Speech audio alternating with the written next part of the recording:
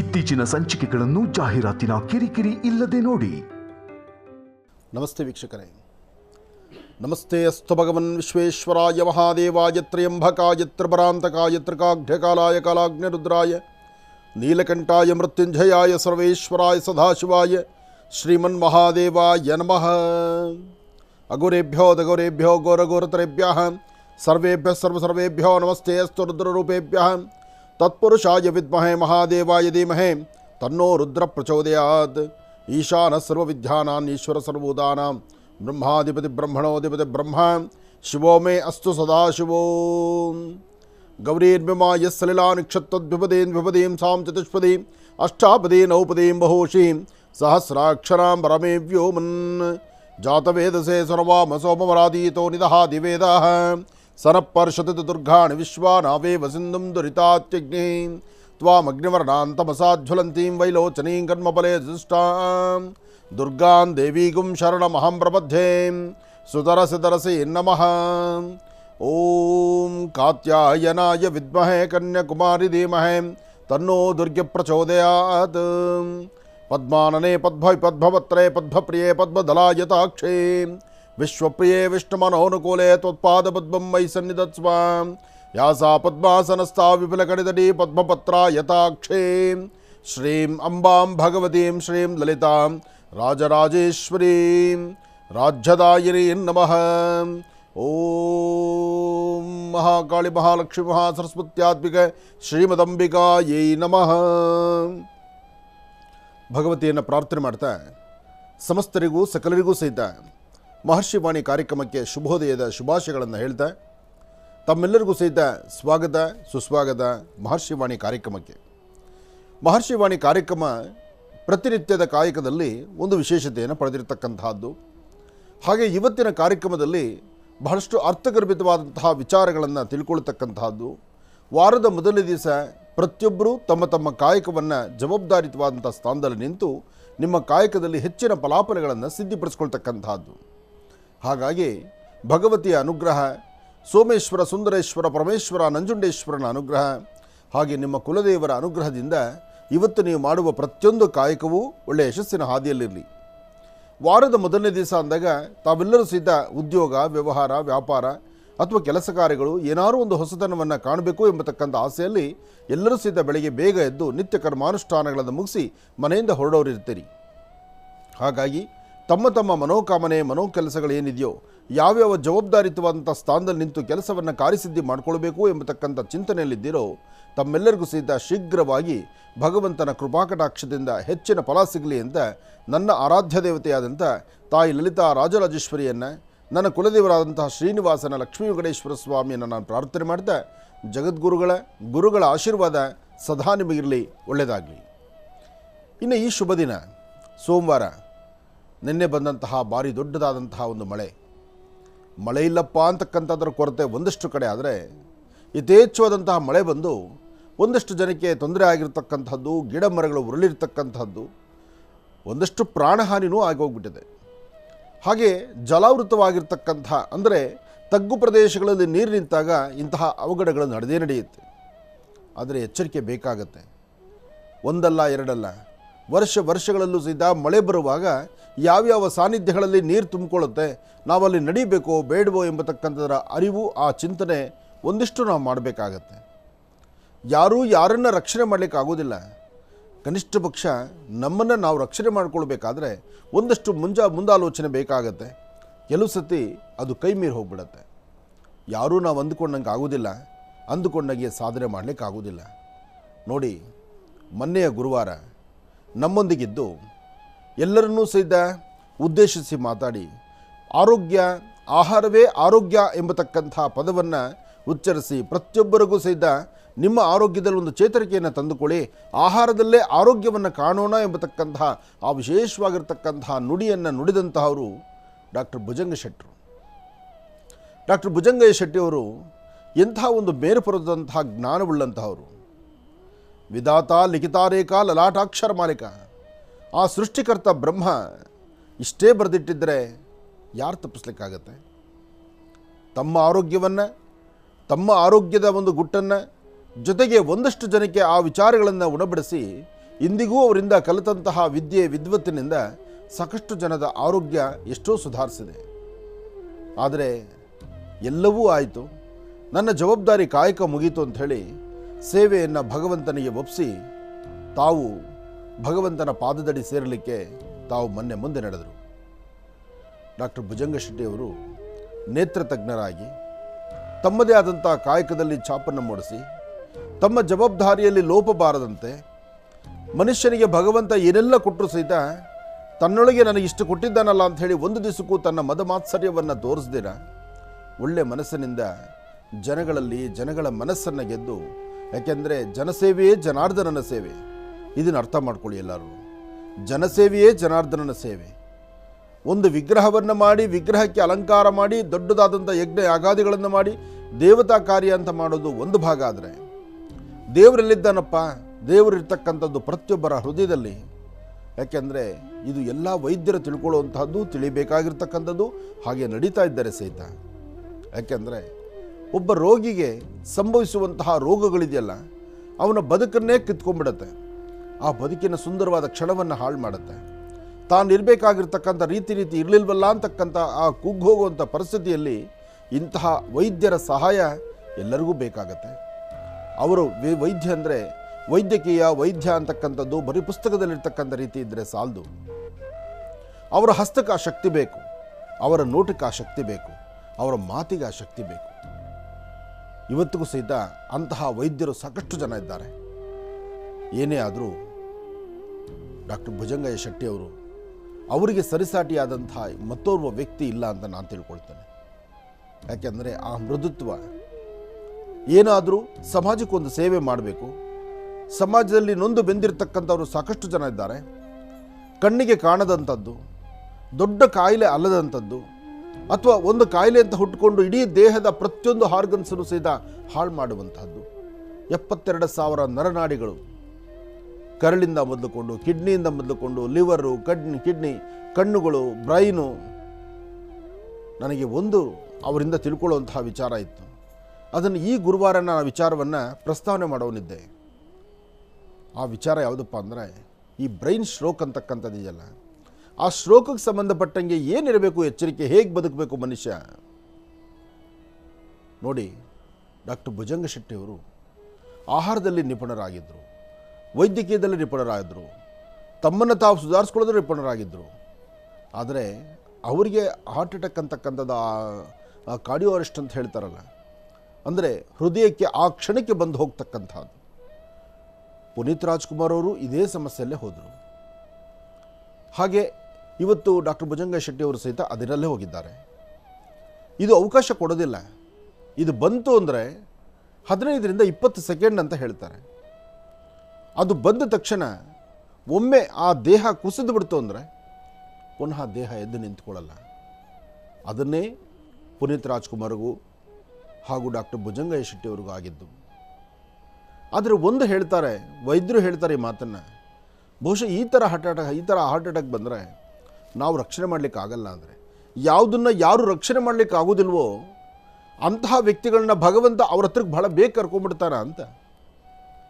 ಬಹುಶಃ ಭಗವಂತನಿಗೆ ಇಂಥ ಅವರ ಸೇವೆ ಇಲ್ಲಿ ಯಥೇಚ್ಛವಾಗಿ ಮಾಡಿದ್ದಾರೆ, ಇನ್ನು ನಿಮ್ಮ ಸೇವೆ ನಡೀರಿ, ನಮ್ಮಲ್ಲಿರಬೇಕು ಅಂಥೇಳಿ ಭಗವಂತನೇ ಅಲ್ಲಿ ಕರ್ಕೊಂಬಿಟ್ನೋ ಏನೋ. ಏನೇ ಆದರೂ ನಿಮ್ಮೆಲ್ಲರೂ ಸಹಿತ ಆಗಲಿರ್ತಕ್ಕಂಥ ಡಾಕ್ಟರ್ ಭುಜಂಗಯ್ಯ ಶೆಟ್ಟಿಯವರ ಆತ್ಮಕ್ಕೆ ಶಾಂತಿ ಸಿಗಲಿ.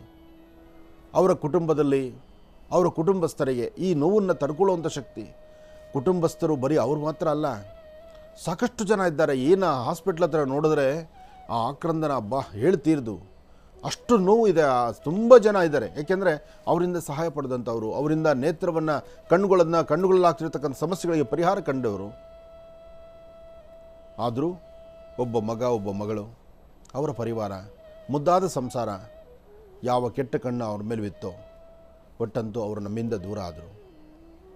ಅವರ ಆತ್ಮಕ್ಕೆ ಶಾಂತಿ ಸಿಗಲಿ ಅಂತ ಮತ್ತೊಮ್ಮೆ ನಾನು ಭಗವಂತನ ಪ್ರಾರ್ಥನೆ ಮಾಡ್ತಾ, ಒಳ್ಳೆಯದಾಗಲಿ, ಶುಭವಾಗಲಿ, ಧೈರ್ಯ ಬೇಕು. ಮತ್ತೆ ನೀವೆಲ್ಲರೂ ಪಾಲನೆ ಮಾಡಬೇಕಾದಿಷ್ಟೇ, ಆಹಾರವೇ ಆರೋಗ್ಯವಾಗಿರಬೇಕು. ಒಳ್ಳೆಯದಾಗಲಿ. ಕಾರ್ಯಕ್ರಮಕ್ಕೇನೋ ಸ್ವಾಗತ ಕೋರ್ತಾ ಇರ್ತೀವಿ. ಆದರೆ ಸಮಸ್ಯೆಗಳಂತಕ್ಕಂಥದ್ದಕ್ಕೆ ಕೊನೆಯೇ ಇಲ್ಲದಂಥ ರೀತಿಯಲ್ಲಿರುತ್ತೆ. ಯಾವುದೇ ಸಮಸ್ಯೆ ಬಂದರೂ, ಎಂಥದೇ ಕಷ್ಟ ಬಂದರೂ ಎಂಥದ್ದೇ ನೋವು ನಲಿವುಗಳಿದ್ದರೂ ಎಲ್ಲವನ್ನೂ ಸಹಿತ ಈ ದೇಹಕ್ಕೆ ತಗೊಳ್ತಾನೆ ಇರಬೇಕು. ಎಲ್ಲರೂ ಬರುವಾಗೂ ಗೊತ್ತಿಲ್ಲ, ಹೋಗುವಾಗೂ ಗೊತ್ತಿಲ್ಲ. ಬರುವಾಗ ಯಾವ ಮುಹೂರ್ತ ಅಂತ ಗೊತ್ತಿಲ್ಲ. ಆದರೆ ಅದಕ್ಕಾದರೂ ಒಂದಷ್ಟು ಅವಕಾಶಗಳು ಸಿಕ್ಕಿದೆ. ಈಗ ವೈದ್ಯಕೀಯ ಲೋಕದಲ್ಲಿ ಮಗು ಜನನಕ್ಕೆ ಇಂತಹ ಸಮಯದಲ್ಲೇ ಡೆಲಿವರಿ ಆಗುತ್ತೆ, ಅಥವಾ ಇಂಥ ಸಮಯದಲ್ಲೇ ಸಿಸರಿನ್ ಮಾಡ್ಬೋದು, ನೀವು ಯಾವ ಮುಹೂರ್ತ ಬೇಕಾದ್ರೆ ಇಟ್ಕೊಂಡು ಬನ್ನಿ. ನನ್ನೂ ಸಾಕಷ್ಟು ಜನ ಕೇಳ್ತಾರೆ, ಒಳ್ಳೆ ಮುಹೂರ್ತ ಇಟ್ಕೊಡಿ ಗುರುಗಳೇ ಅಂತ. ನಾನಲ್ಲ, ನನ್ನಂಥ ನನಗಿನ್ನ ನಾನು ಏನೂ ಅಲ್ಲ ವಿದ್ಯೆಯಲ್ಲಿ. ನಾನು ವಿದ್ಯೆಯಲ್ಲಿ ಏನೂ ಇಲ್ಲ ಅಂತ ಇವತ್ತಿಗೂ ನಾನು ತಿಳ್ಕೊಂಡಿದ್ದೇನೆ. ನನಗಿನ್ನ ಬಹಳಷ್ಟು ವಿದ್ಯಾವಂತರು, ಘನವಿದ್ಯಾವಂತರು ಮುಹೂರ್ತವನ್ನು ಇಟ್ಟರು, ಆ ಮುಹೂರ್ತ ಎಷ್ಟು ಮಾತ್ರ ಸಾಧನೆ ಆಗುತ್ತೋ ಅದು ನನಗೆ ಗೊತ್ತಿಲ್ಲ. ಒಂದು ಸತ್ಯ ಹೇಳ್ತೇನೆ, ಹಣ್ಣಾಗಿ ಉದುರತಕ್ಕಂಥದ್ದಕ್ಕೆ ಬಹಳ ಅರ್ಥ ಇದೆ. ನಾವು ಬಲವಂತವಾಗಿ ಹಣ್ಣು ಮಾಡ್ತೀವಿ ಅಂದರೆ ಅದಕ್ಕೆ ಇನ್ನೊಂದು ಬೇರೆ ಬೇರೆ ತರಹ ರೋಗ ಲಕ್ಷಣಗಳು ಬರುತ್ತೆ. ಅದು ಯಾವತ್ತೂ ಮಾರಕವೇ ಅಂತ ನಾನು ಹೇಳೋದಲ್ಲ, ಹಿರಿಯರು ಹೇಳೋ ಮಾತು. ಆದರೆ ಇವತ್ತು ಟೆಕ್ನಾಲಜಿ ಆ ಥರ ಇದೆ ನೋಡಿ. ಹುಟ್ಟೋದಕ್ಕೆ ಮಾತ್ರ, ಗರ್ಭದಿಂದ ಹೊರಬರುವಾಗ ಅದಕ್ಕೆ ಮುಹೂರ್ತ ನಿರ್ಣಯ ಇದೆ. ಈ ದೇಹದ ಒಳಗಡೆ ಇರ್ತಕ್ಕಂಥ ಜ್ಯೋತಿ ಆರುವಾಗ, ಹೊರಡುವ ಗಳಿಗೆ ಸಮಯ ಬಂತು ಅಂದಾಗ ಒಂದಷ್ಟು ಜನಕ್ಕೆ ಮಾತ್ರ ಗೊತ್ತಾಗತ್ತೆ. ಮನೆಯಲ್ಲಿ ಹಿರಿಯರಿದ್ದರೆ, ಬಹುಶಃ ನಿಮ್ಮ ಮನೆಗಳಲ್ಲಿ ಹಿರಿಯರು ಯಾರಾದರೂ ನಿಮ್ಮ ಕಣ್ಣೆದುರುಗ ಪ್ರಾಣ ಬಿಟ್ಟಿರ್ತಕ್ಕಂಥವ್ರಿದ್ದರೆ, ಅವರು ಪ್ರಾಣ ಬಿಡಲಿಕ್ಕೆ ಬಹುಶಃ ಒಂದು 2 ರಿಂದ 3 ಗಂಟೆಗಳ ಕಾಲ ಮುಂಚೆ, ಅಥವಾ ಒಂದು 4 ಗಂಟೆ ಮುಂಚೆ, ಕೆಲವರು ಪ್ರಾರಬ್ಧ ಕರ್ಮ 1 ವಾರದ ಮುಂಚೆನೇ ಗೊತ್ತಾಗೋಗ್ಬಿಡುತ್ತೆ. ಅವ್ರು ಹೇಳ್ತಾರೆ ಮಲಗಿರುವಾಗ, ಅಲ್ಲಿ ಯಾರೋ ಬಂದಿದ್ದಾರೆ, ಅವ್ರು ನಾನು ಕರೀತಾ ಇದ್ದಾರೆ, ನಾನು ಹೊರಡಬೇಕಾಗಿದೆ, ನೋಡು ಅವ್ರು ಕರೀತಿದ್ದಾರೆ, ಫಸ್ಟ್ ಕಳಿಸಿ ಅವ್ರನ್ನ, ನಾನು ಅವ್ರ ಎದುರುಗಡೆ ಇದ್ದರೆ ಭಯ ಆಗುತ್ತೆ ನನಗೆ. ಇಂತಹ ಧ್ವನಿಗಳನ್ನು ಅನುಭವ ಇರ್ತಕ್ಕಂಥವ್ರು, ಅಂದರೆ ನೀವು ಇದನ್ನು ಕಂಡಿರ್ತಕ್ಕಂಥವ್ರಿಗೆ ಈಗ ನಾನು ಹೇಳೋದು ಹೌದು, ನಮ್ಮ ಅಜ್ಜಿಗೆ ಹಿಂಗೆ ಆಗ್ತಿತ್ತು, ನಮ್ಮ ಅಪ್ಪನಿಗೆ ಹಿಂಗಾಯಿತು, ನಮ್ಮ ಅಮ್ಮನಿಗೆ ಹಿಂಗಾಯಿತು, ನಮ್ಮಮ್ಮ ಈ ಥರ ಮಾತಾಡಿದ್ರು, ನಮ್ಮ ಅಜ್ಜಿ ಈ ಥರ ಮಾತಾಡಿದ್ರು, ನಮ್ಮಪ್ಪ ಈ ಥರ ಮಾತಾಡಿದ್ರು, ಈ ಮಾತು ನಿಮಗೆ ಗೊತ್ತಾಗತ್ತೆ. ಅದು ಒಂದಷ್ಟು ನರಳೋದಾಗ್ಬಿಡತ್ತೆ, ನರಳಿಸೋದಾಗತ್ತೆ, ಬಾಧೆ ಆಗುತ್ತೆ. ಆ ಪ್ರಾಣ ಪಕ್ಷಿ ಹೊರಡಬೇಕಾದ್ರೆ ನವರಂಧ್ರಗಳಲ್ಲಿ ಯಾವ ಭಾಗದಲ್ಲಿ ಆಚೆ ಹೊರಡುತ್ತೋ ಇವತ್ತಿಗೂ ಯಾರಿಗೂ ಗೊತ್ತಿಲ್ಲ.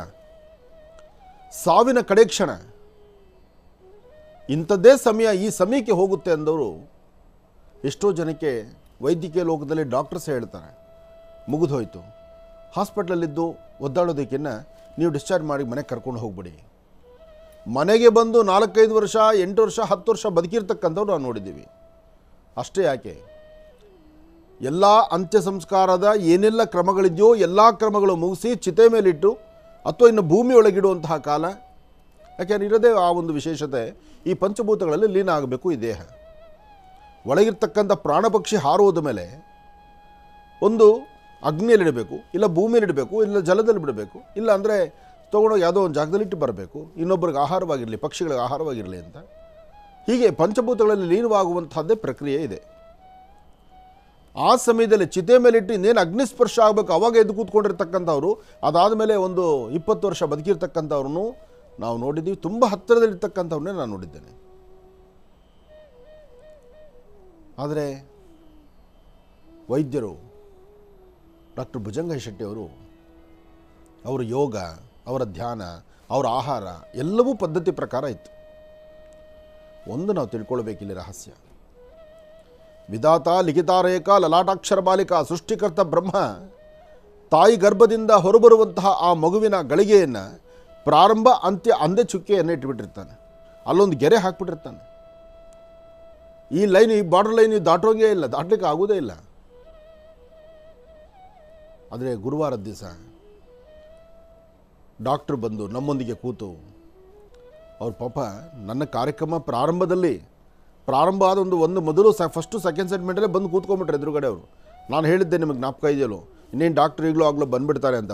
ಈಗಲೂ ಆಗಲೋ ಬಂದಿದ್ದಾರೆ, ನನ್ನ ಮುಂದೆ ಕೂತಿದ್ರು ಅವರು. ಆದರೆ ಸಮಯಕ್ಕೆ ಕಾಯ್ತಾ ಇದ್ವಿ. ನೋಡಿ, ನನ್ನ ಅದೃಷ್ಟ ಅವ್ರಿಗೊಂದು ಸನ್ಮಾನ ಮಾಡೋ ಶಕ್ತಿ ಆ ಭಗವಂತ ನನಗೊಂದು ಜ್ಞಾನವನ್ನು ದಯಪಾಲಿಸಿದ್ದ. ಆ ಹಾಕಿದಂಥ ಕಮಲದ ಹಾರ ಗಣಪತಿಗೆ ಹಾಕಿದ್ದೆ ನಾನು. ಗಣಪತಿಗೆ ಹಾಕಿ ಗಣಪತಿಯ ಕೃಪಾಶೀರ್ವಾದನೂ ಅವರಿಗೆ ಸಿಕ್ತು. ಅಂತಹ ಒಬ್ಬ ವಿದ್ಯಾವಂತನ್ನು ಹರಿಸಿ ಆಶೀರ್ವದಿಸುವಂಥದ್ದು. ಯಾಕೆಂದರೆ ವಿದ್ವಾನ್ ಸರ್ವತ್ರ ಪೂಜ್ಯತೆ, ಹುಟ್ಟು ಸಾವು ಯಾರೂ ಬಿಡೋದಿಲ್ಲ. ಆ ಮಧ್ಯದಲ್ಲಿ 4 ದಿವಸ ನಿಮಗೊಂದು ಸ್ಥಾನಮಾನ, ಒಂದು ಗೌರವ ಸಿಗಬೇಕಾದ್ರೆ ನಿಮ್ಮೊಳಗಿರುವಂಥ ವಿದ್ಯೆ ಜ್ಞಾನ ಯಾವತ್ತೂ ಅಪಾರವಾಗಿರಬೇಕು. ನಮಗಾಗಿ ನಾವು ಬದುಕುವಂಥದ್ದು ಒಂದಷ್ಟು ಕಾಲ, ಅದಾದಮೇಲೆ ಸಮಾಜಕ್ಕಾಗಿ ನಾವು ಬದುಕಬೇಕು, ಇನ್ನೊಬ್ಬರ ಜೀವನಕ್ಕೆ ನಾವು ಬೆಳಕಾಗಿ ನಿಲ್ಲಬೇಕು. ಅದನ್ನೇ ಮಾಡಿದ್ದು ಡಾಕ್ಟರ್ ಭುಜಂಗ ಶೆಟ್ಟಿ ಅವರು. ನನಗನ್ಸುತ್ತೆ ಒಂದು ಕಡೆಯಿಂದ ಕುಟುಂಬ ನೋವಲ್ಲಿದೆ. ಇವತ್ತು ಅವರನ್ನು ನಂಬಿರ್ತಕ್ಕಂಥವ್ರು ನೋವಲ್ಲಿದ್ದಾರೆ. ಅವರಿಂದ ಇನ್ನಷ್ಟು ತಿಳ್ಕೊಳ್ಬೇಕು, ಇನ್ನಷ್ಟು ಏನಾದ್ರು ವಿಚಾರಗಳು ಬೇಕು. ಯಾಕೆಂದರೆ ಅಂತಹ ಒಂದು ಜ್ಞಾನವನ್ನು ಉಳ್ಳಂತಹವರಾಗಿದ್ದರು ಡಾಕ್ಟರ್ ಭುಜಂಗ ಶೆಟ್ಟಿ ಅವರು. ಆದರೆ ನನಗನ್ಸುತ್ತೆ ಅವರ ಸಾವಿನ ಕಡೆ ಕ್ಷಣಗಳನ್ನು ಭಗವಂತ ಒಂದು ಗಿಫ್ಟ್ ಥರ ಕೊಟ್ಬಿಟ್ಟ ಅವರಿಗೆ. ಯಾಕೆಂದರೆ ಒಂದಷ್ಟು ಜನದ ಸಾವು ನೋಡಿ, ಸಾಯೋದಕ್ಕೂ ಮುನ್ನ 3 ತಿಂಗಳು 6 ತಿಂಗಳು ಬೆಡ್ ಮೇಲಿದ್ದು, ಅಬ್ಬಾ ಭಗವಂತ ಯಾರೊಬ್ಬರಿಗಾದರೂ ಸಹಿತ ಈ ಸಾವು ಅಂತಕ್ಕಂಥದ್ದಿದೆಯಲ್ಲ, ಕಣ್ಣು ಮುಚ್ಚಿ ಕಾಣ್ತಾ ಇರೋ ಹೊರಟೋಗ್ಬೇಕು, ಇದೇ ಕರೆಕ್ಟು ಅಂತ ನಾನು ಅಂತೀನಿ. ಇಲ್ಲ ಅಂದರೆ ಹಾಸಿಗೆ ಮೇಲೆ ಮಲಗಿದ್ದು ಮಲಮೂತ್ರ ವಿಸರ್ಜನೆಗಳು ಮಾಡಿ ಅದು ಇನ್ನೊಬ್ಬರ ಕೈಲಿ ಕ್ಲೀನ್ ಮಾಡಿಸ್ಕೊಂಡು ಅವರು ಚೀತು ಅಂದ್ಕೊಂಡು ಎಷ್ಟೇ ನನ್ನವರಾಗಿರ್ಬೋದು, ಹೊಟ್ಟೆಲಿಟ್ಟಿರೋ ಮಕ್ಕಳು ನೋಡಿ, ಆ ಮಗುವಿಗೆ ಬುದ್ಧಿ ಬಂದು ಮಗು ಅನ್ನ ಆಹಾರ ತಿಂದು ಅದರ ಮಲಮೂತ್ರ ವಿಸರ್ಜನೆ ಮಾಡೋ ತಾಯಿ ಒಂದು ದಿವಸಕ್ಕೂ ಬೇಜಾರಿಸ್ಕೊಳ್ಳೋದಿಲ್ಲ. ಅದೇ ತಾಯಿ ವಯಸ್ಸಾದ ಮೇಲೆ ಅಪ್ಪಿತಪ್ಪಿ ಒಂದು ದಿವಸ ಏನೋ ತನ್ನ ಬಟ್ಟೆನಲ್ಲಿ ರೀಸಸ್ ಮಾಡ್ಕೊಂಬಿಟ್ರೆ, ಮಲಮೂತ್ರ ವಿಸರ್ಜನೆ ಮಾಡ್ಕೊಂಬಿಟ್ರೆ ಅದನ್ನು ಕ್ಲೀನ್ ಮಾಡೋಕ್ಕೆ ತನ್ನ ಮಕ್ಕಳೇ ಹತ್ತಿರ ಬರೋದಿಲ್ಲಪ್ಪ. ಎಷ್ಟೋ ಕಡೆ ಮಕ್ಕಳು ಹಸೈಸ್ಕೊಂಡ್ಬಿಡ್ತಾರೆ. ಅದಕ್ಕೆ ಅಂತ ಒಬ್ಬರು ನರ್ಸನ್ನು ಇಡ್ತಾರೆ. ಆದರೆ ತಾನು ಮಾಡಿರುವ ಸೇವೆ, ತಾನು ಬೆಳೆದು ಬಂದ ಹಾದಿ, ತನ್ನ ನಡವಳಿಕೆ ಸಾವಿನ ಕಡೆಯ ದಿನ ನೋಡ್ಬೋದಾಗುತ್ತೆ.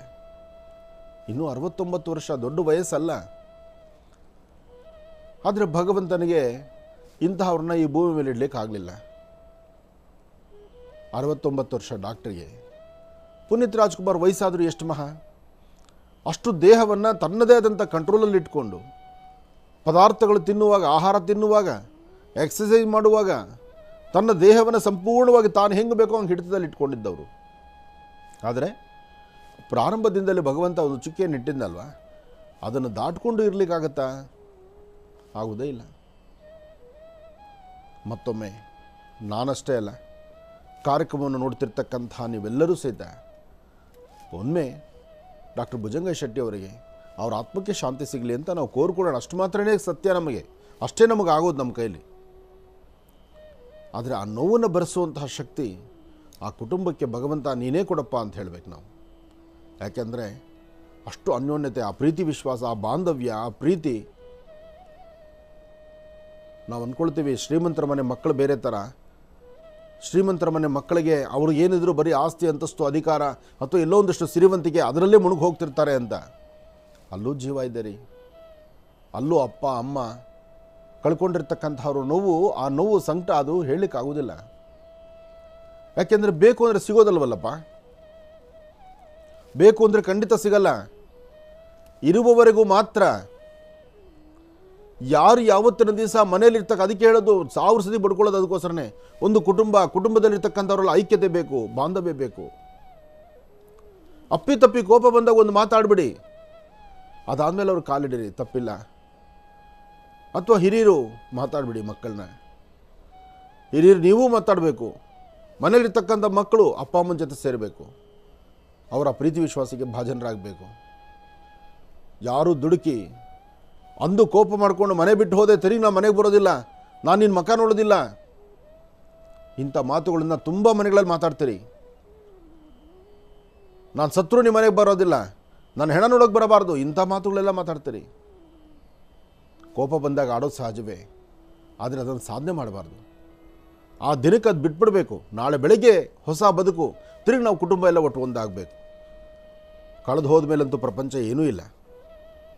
ಎಲ್ಲರೂ ಇದೊಂದನ್ನು ಕಲ್ತ್ಕೊಳ್ಳೋಣ. ಎಲ್ಲರ ಕುಟುಂಬದಲ್ಲೂ ಐಕ್ಯತೆಯನ್ನು ಕಾಪಾಡಿಕೊಳ್ಳೋಣ.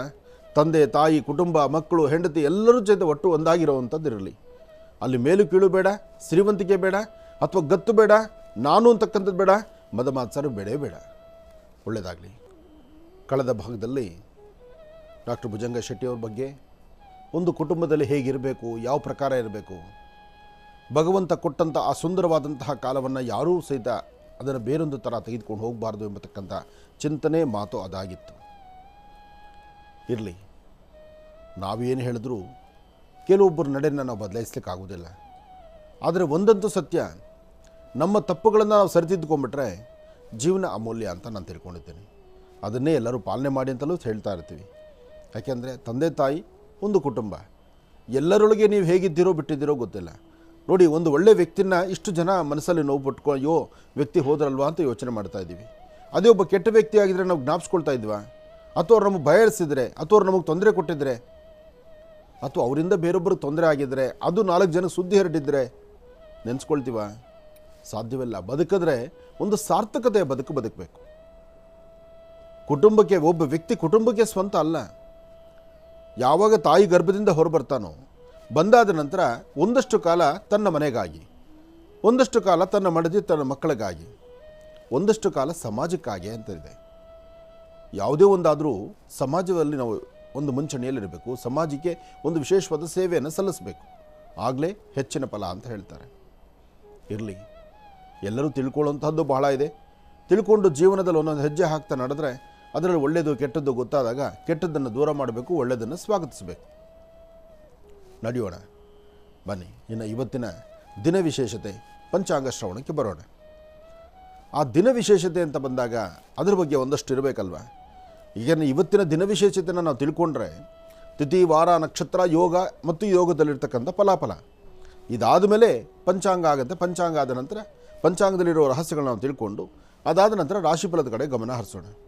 ರಾಶಿಫಲ ತಿಳ್ಕೊಳ್ಳೋದು ಆಯಾ ದಿನದ ಕರ್ತವ್ಯ. ಯಾಕೆ ಅಂದರೆ ಬೇಕು ಬೇಡ, ಸರಿ ತಪ್ಪು, ಹೇಗಿರಬೇಕು ನಮ್ಮ ಬದುಕು, ಕೆಲವಷ್ಟು ಎಚ್ಚರಿಕೆಗಳನ್ನು ತೆಗೆದುಕೊಳ್ತಕ್ಕಂಥದ್ದು. ಯಾರೂ ಸೃಷ್ಟಿಕರ್ತ ಬ್ರಹ್ಮನಾಗಲ್ಲ. ಆದರೆ ಒಂದಷ್ಟು ಧರ್ಮ ಸೂಕ್ಷ್ಮಗಳಂತ ಇರುತ್ತೆ, ಅದನ್ನು ತಿಳ್ಕೊಳ್ಬೇಕಾದ್ದು ಧರ್ಮ. ಬನ್ನಿ ಇವತ್ತಿನ ವಿಶೇಷತೆಯನ್ನು ನಾವು ನೋಡೋಣ. ಓಂ ಸರ್ವಮಂಗಳ ಮಾಂಗಲ್ಯೆ ಶಿವೆ ಸರ್ವಾರ್ಥ ಸಾಧಿಕೆ ಶರಣ್ಯೇ ತ್ರ್ಯಂಬಕೆ ಗೌರಿ ನಾರಾಯಣಿ ನಮೋಸ್ತುತೆ. ಯಾ ದೇವಿ ಸರ್ವಭೂತೇಷು ಮಾತೃರೂಪೇಣ ಸಂಸ್ಥಿತ. ನಮಸ್ತಸ್ಯೈ ನಮಸ್ತಸ್ಯೈ ನಮಸ್ತಸ್ಯೈ ನಮೋ ನಮಃ. ಹರಿಂ ಕರಾಸನಗರ್ಭಿತಾಂ ನಲಸುಕಾಂ ಸೌಂ ಕ್ಲೀಂ ಕಳಾಂ ಬಿಭ್ರತೀಂ ಸವರ್ಣಾಂ ವರದಾರ್ಣೀಂ ಚ ವರಸದಾಂ ಧೂತಾಂ ತ್ರಿನೇತ್ರೋಜ್ವಲಾಂ ವಂದೇ ಪೃಷ್ಠಕಪಾಸಮಂಕುಶಿಧರಾಂ ಸರ್ಗಭೂಷಿತಾಮುಜ್ವಲಾಂ ತ್ವಾಂ ಗೌರೀಂ ತ್ರಿಪುರಾಂ ಫರಾತ್ವರಕಳಾಂ ಶ್ರೀಚಕ್ರ ಸಂಚಾರಿಣೀಂ. ಶ್ರೀ ಶೋಭಕೃತ್ ನಾಮ ಸಂವತ್ಸರೆ ಉತ್ತರಾಯಣಿ ಗ್ರೀಷ್ಮ ಋತು ಜ್ಯೇಷ್ಠ ಮಾಸ ಶುಕ್ಲಪಕ್ಷ 22/5/2023 ಸೋಮವಾರ, ತೃತೀಯ, ಮೃಗಶಿರ ನಕ್ಷತ್ರ. ಇದು ಮಹಾನಕ್ಷತ್ರ.